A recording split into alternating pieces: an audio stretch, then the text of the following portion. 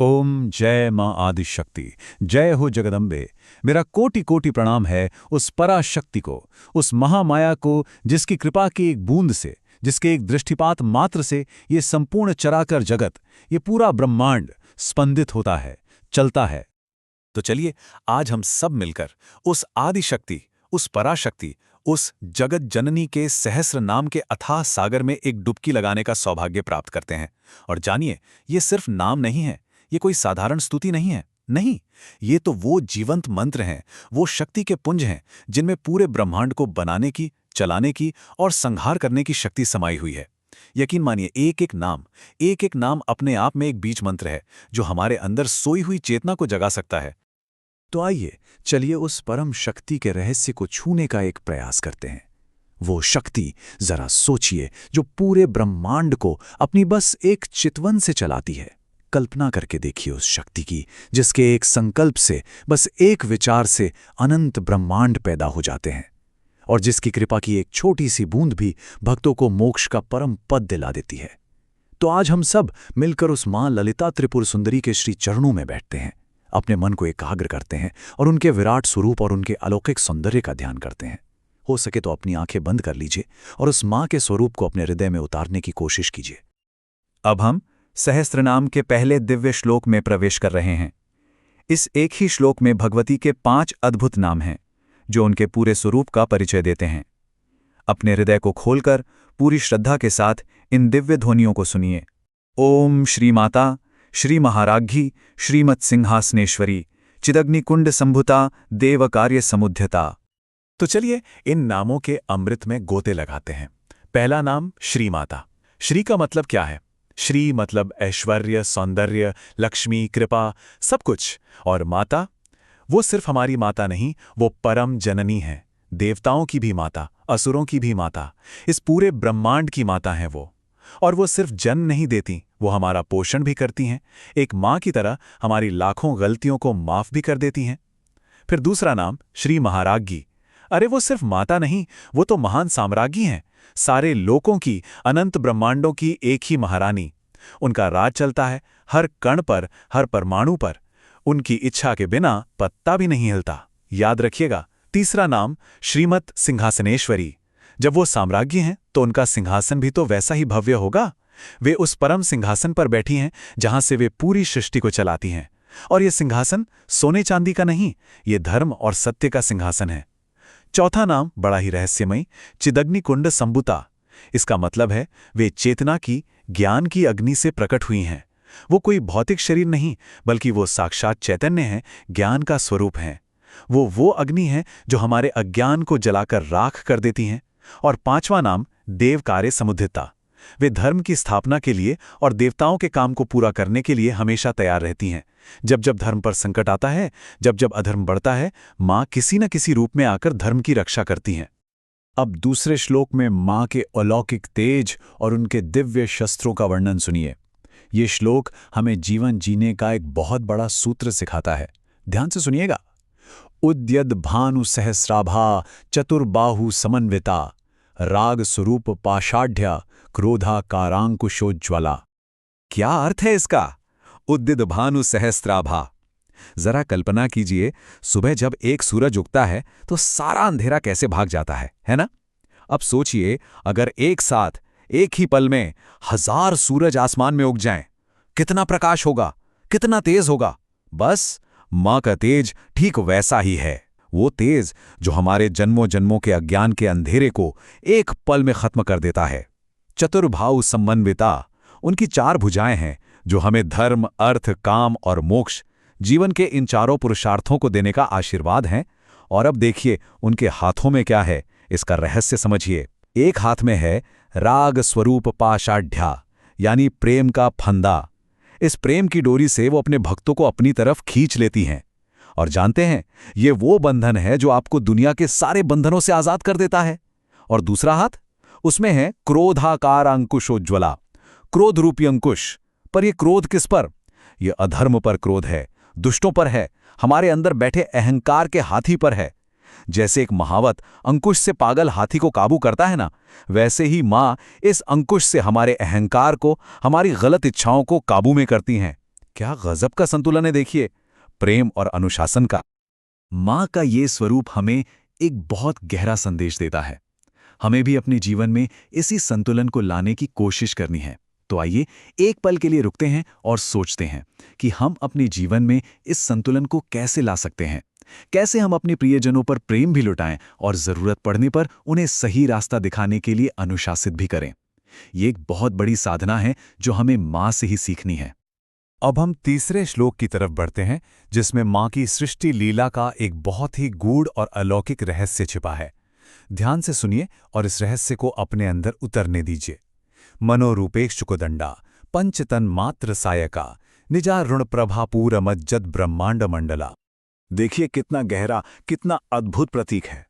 मनोरूपेक्षुकुदंडा, माँ का धनुष किसी लोहे या लकड़ी का नहीं है, बल्कि वो स्वयं मन है।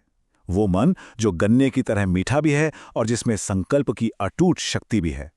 इसी मन रूपी धनुष से वे सृष्टि का ये अद्भुत खेल खेलती हैं। और उनके बाण क्या हैं?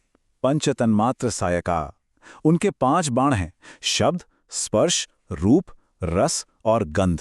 जी हां, यही वो 5 तन्मात्राएं हैं जिनसे पूरी सृष्टि बनती है। हम अपनी इंद्रियों से जो कुछ भी महसूस करते हैं, जो कुछ सुनते हैं, छूते हैं, देखते हैं, चखते हैं या सूंघते हैं, वो सब माँ के इन्हीं 5 बाणों का खेल है। और निजारुण प्रभा पूरमज्जद ब्रह्मांड मंडला, उनकी अपनी अरुण प्रभा यानी सूर्योदय के समय की लालिमा जैसी दिव्य रोशनी में पूरा ब्रह्मांड ऐसे डूबा हुआ है जैसे समंदर में कोई चीज।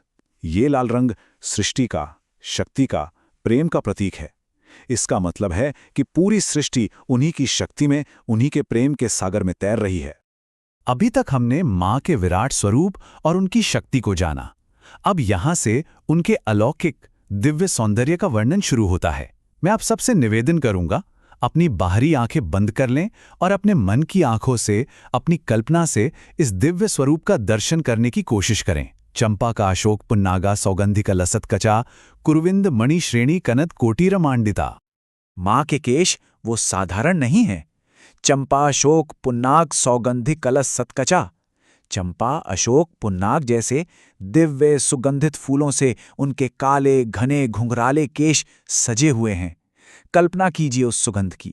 ये सिर्फ फूलों की महक नहीं, ये दिव्यता की, पवित्रता की और परमानंद की सुगंध है जो 10 दिशाओं में फैल रही है। और उनके मस्तक पर कुरुविंद मणि श्रेणी कनत कोटि रमांडिता, पद्मराग मणि यानी माणिक जैसे श्रेष्ठ रत्नों की पंक्तियों से जड़ा हुआ एक चमकता हुआ प्रकाशमान मुकुट है। ये मुकुट सिर्फ एक आभूषण नहीं, ये उनकी सर्वोच्च सत्ता का, उनके परम ऐश्वर्य का प्रतीक है। ये ऐलान कर रहा है कि वो राजाओं की नहीं, रानियों की भी रानी, साक्षात श्री महाराज्ञी है।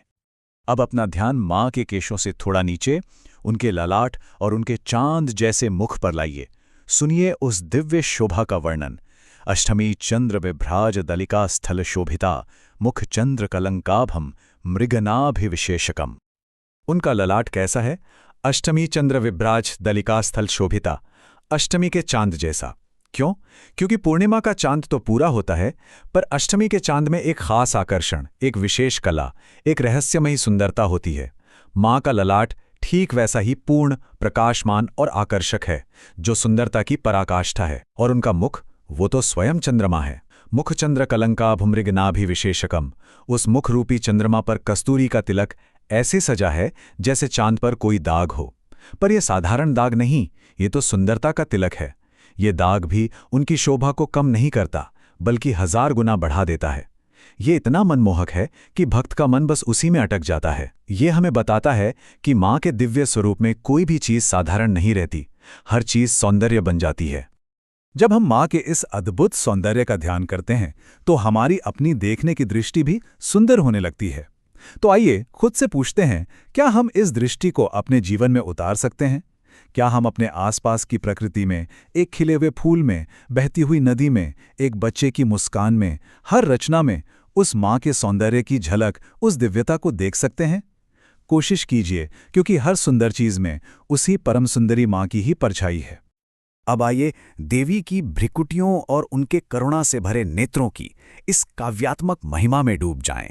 वदन स्मरमांगल्य गृहतोरण चिल्लिका। वक्त्र लक्ष्मी परिवाह चलन मीनाभलोचना। यह एक अद्भुत अकल्पनीय उपमा है। वदनस मर्मांगल्य गृहतोरण चिल्लिका। ऋषि कहते हैं कि माँ का मुख मानो प्रेम के देवता कामदेव का मंगलमय घर है, और उनकी सुंदर धनुष जैसी भ्रिकुटियां वे उस घर के दरवाजे पर लगे स्वागत तोरण हैं जो भक्तों के लिए प्रेम और सौंदर्य का स्वागत कर रही हैं। सोचिए, जिनकी भ्रिकुटियां ही इतनी सुंदर हैं तो उनके नेत्र कैसे होंगे।